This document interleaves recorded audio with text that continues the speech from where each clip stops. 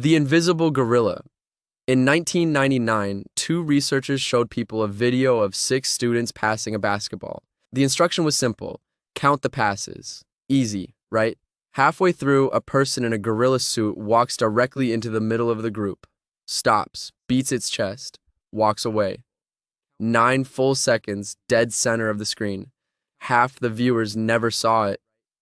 Not because it was hidden, because their brain decided it wasn't relevant to the task and deleted it from their awareness.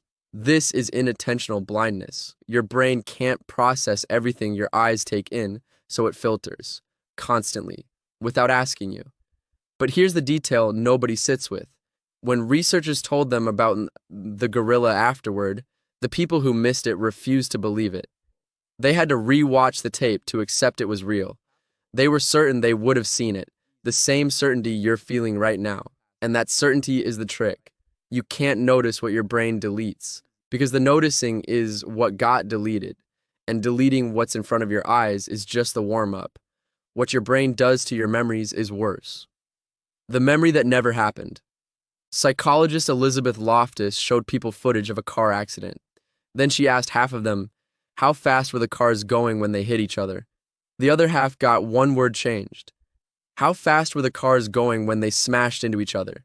The smashed group estimated significantly higher speeds. But here's the disturbing part. A week later, the smashed group reported seeing broken glass at the scene. There was no broken glass. One word, planted after the event, and their brains manufactured physical evidence to match it.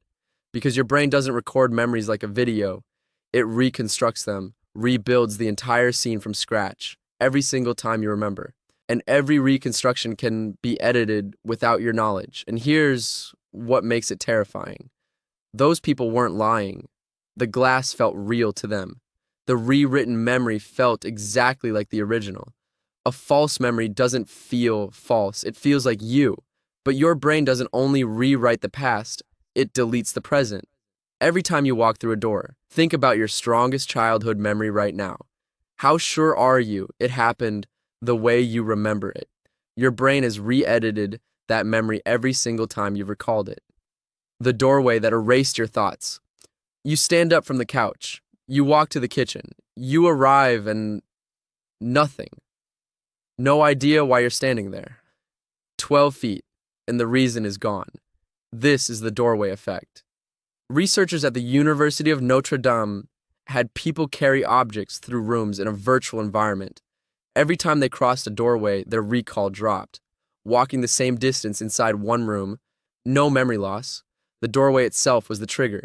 Your brain uses doorways as event boundaries. Each room is a chapter. Cross the threshold, and your brain closes the old chapter and files it away, along with whatever thought you were carrying, which is why the old trick actually works. Walk back to the room where the thought was born, and it often snaps right back. The thought was never destroyed. It was archived. Your brain just doesn't give you the key to your own filing cabinet. Losing a thought is frustrating, but sometimes your brain does the opposite. It refuses to let go of something that's already gone. The hand that isn't there. After an amputation, up to 90% of patients can still feel the missing limb. Not vaguely, they feel it move, itch, cramp. They feel it hurt. Some feel the phantom hand clench so tight that non-existent fingernails dig into a non-existent palm for years. The pain is real, the hand is not. Neuroscientist V.S. Ramachandran tried something almost absurd. He stood a mirror upright between a patient's intact arm and the stump, so the reflection of the real hand appeared exactly where the phantom should be. Then he asked the patient to open both hands at once. For the first time in years, the patient felt the phantom fist unclench. The pain stopped. And with repeated mirror sessions, some patients' phantom limbs faded away entirely. The brain finally released the hand it had been gripping. Think about what that means. Years of agonizing pain, cured by a $5 mirror, because the pain was never in the hand. It was in the map your brain keeps of your body, and the map outranks the territory. So your brain holds on to what's gone. And at night, while you sleep, it replays everything you did, even the things you never consciously noticed. The game that followed you to sleep. In 2000, Harvard researchers had volunteers play Tetris for hours a day, 3 days straight. That night, most of them saw falling blocks the moment they closed their eyes, rotating, locking into place. Some saw them while wide awake, on walls, on ceilings, on the sidewalk. This is the Tetris effect. Feed your brain a pattern intensely enough, and it keeps running that pattern after the source is gone. Surgeons see procedures behind their eyelids. Drivers feel the road still rushing at them after they've parked. But here's the part that should genuinely unsettle you. The researchers also tested amnesia patients, people whose brain damage made them unable to form new memories.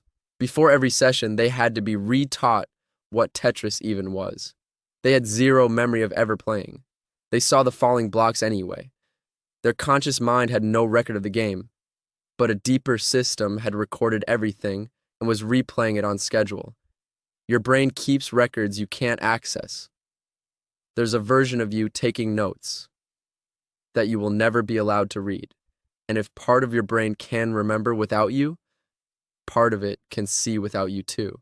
The blind man who could see a patient known as DB had part of his visual cortex removed during surgery. He was clinically blind across half his visual field. Brain scans confirmed it. He reported seeing nothing there at all. So researchers did something strange. They asked him to guess.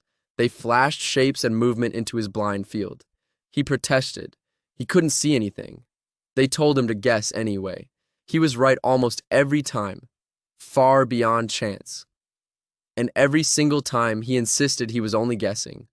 Years later, another patient, blind across his entire visual field, walked a corridor full of obstacles and weaved around every single one. This is blind sight.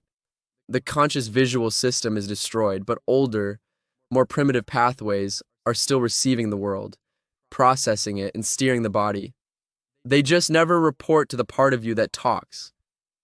His brain was seeing, judging, choosing, all without telling him.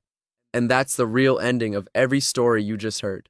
The gorilla you'd miss, the glass that was never there, the thought behind the door, the hand that wouldn't let go, the blocks behind your eyelids. None of those brains were broken. They were doing exactly what yours is doing right now. So the question that should keep you up tonight isn't what was wrong with them. It's how much is your brain doing right now that it hasn't told you about?